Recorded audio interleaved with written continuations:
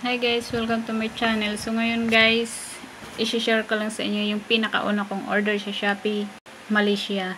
Ito yung order ko talaga guys na pinakauna. Yan guys, nag-order ako ng luggage. So i-share ko sa inyo guys kung ano yung pinadala ni seller sa akin. Kung goods ba guys o hindi.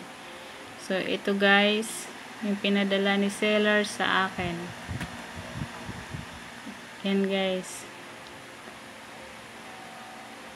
Ito yung pinadala ni seller sa akin guys. Sira po yung pinadala sa akin.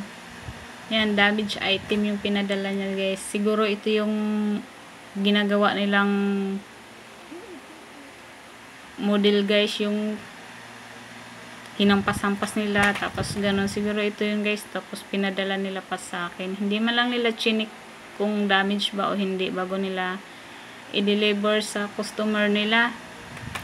Bukod pa sa maraming yupi guys, maraming sira, ang daming gas-gas, tapos yung gulong niya, sira rin. Yan. Di man lang nila inisip na binabayaran din yung items. Sirang-sira. Kaya mas maganda talaga guys, bibili ng yung nakikita talaga natin sa personal. Para hindi sayang yung pera natin. Lesson learned ko rin to. Kaya mahirap talaga bumili online. Yan.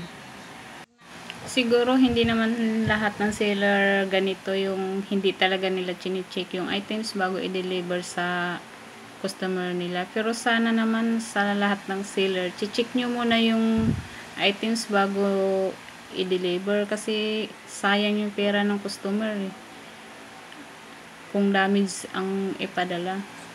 So, hanggang dito na lang po yung video ko guys. Maraming salamat po sa mga nanood. At ito po ay lesson learned po. At mahirap po talaga bumili sa online.